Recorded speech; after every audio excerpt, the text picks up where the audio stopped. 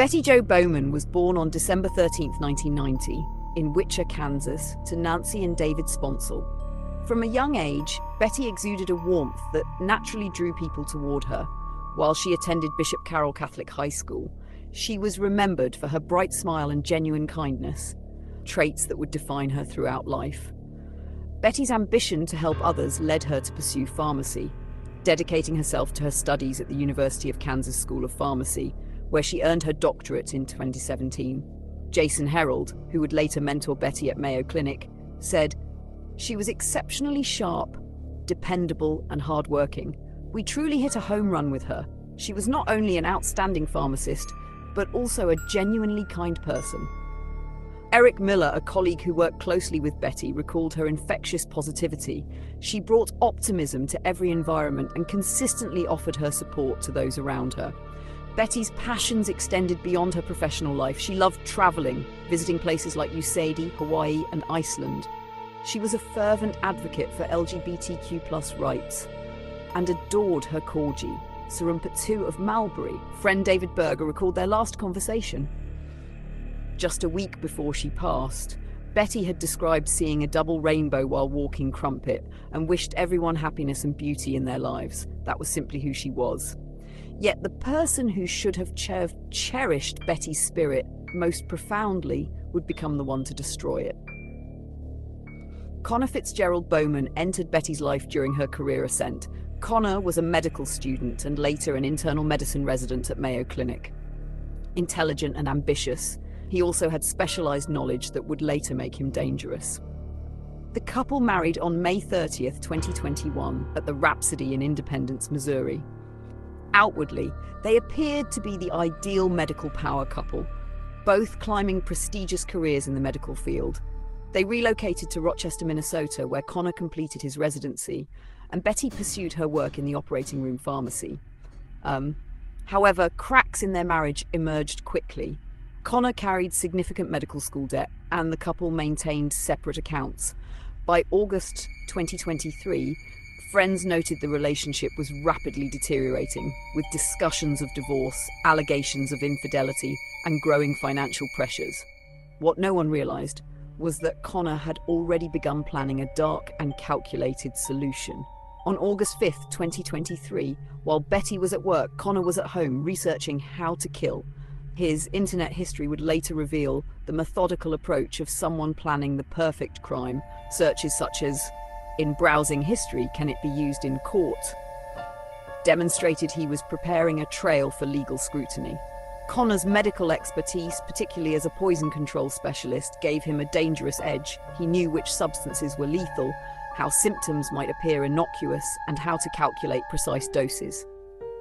His first attempt came on August 10th, when he prepared a smoothie for Betty. She noticed it tasted odd, and even joked with a friend that Connor might be trying to poison her, a joke completely out of character for him. Yet, Connor was not joking. That same day, his online research revealed his true intentions, calculating lethal doses of toxins based on Betty's weight. On August 11th, Connor discovered liquid colchicine, a gout medication that becomes deadly in high doses. He ordered it online for $52.20 using his Mayo Clinic email, setting the stage for a meticulously planned murder.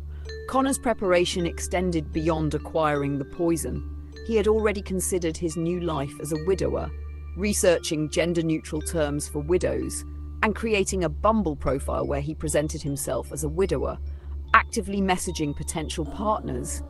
Digital evidence would later show he researched alternative poisons, methods to erase browsing history, and lethal dosing formulas, all designed to evade detection.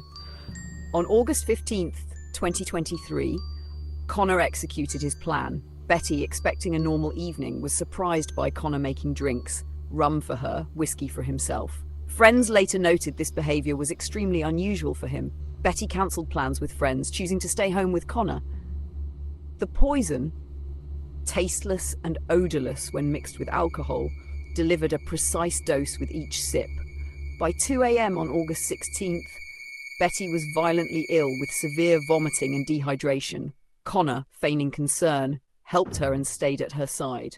By morning, She texted friends, attributing her illness to the smoothie from days earlier, unaware the drinks that night had been fatal. Connor accompanied her to Mayo Clinic St. Mary's Hospital, where she was admitted for apparent severe food poisoning. Medical staff, unaware of poisoning, treated her for dehydration and gastrointestinal distress. Connor suggested she might have hemophagocytic lymphohistiocytosis, HLH, a rare disorder explaining her symptoms. Tests proved inconclusive, but this misdirection demonstrated his manipulative medical knowledge. Betty's condition worsened rapidly, developing cardiac issues, fluid in the lungs, and organ failure. Emergency surgery was required to remove necrotic portions of her colon, damaged by the poison. Throughout, Connor maintained a facade of attentive care, all while messaging women about his impending widowhood and $500,000 life insurance payout. On August 20th, 2023, Betty Jo Bowman died from organ failure caused by colchicine poisoning at age 32. Connor immediately sought her cremation, citing her wishes, attempting to prevent autopsy. Yet suspicions arose. An anonymous tip on August 21st revealed marital problems, prompting Dr. Elizabeth Weiss, the medical examiner, to halt cremation and preserve Betty's body for autopsy. Rochester police, led by Captain Casey Mullen and Detective Alex Kendrick, pursued the investigation. University of Kansas officials reported suspicious searches by Connor on work devices. Warrants revealed data from 15 devices, exposing extensive research on poisons, dosage calculations, and evidence erasure. His digital footprint also detailed dating app activity and financial motives. By early October 2023, the case against Connor was overwhelming. A $450,000 life insurance deposit confirmed motive. Autopsy verified death by colchicine poisoning with no legitimate prescription. On October 20th, Connor Bowman was arrested during a traffic stop, charged with second-degree murder, and later indicted for first-degree premeditated murder, carrying life without parole. Defense attorney Michael Schatz filed multiple strategies considered desperate by legal experts. Betty's family began traveling from Kansas to Minnesota for court proceedings, ensuring custody of Sarumpet II, and raising awareness through a GoFundMe campaign.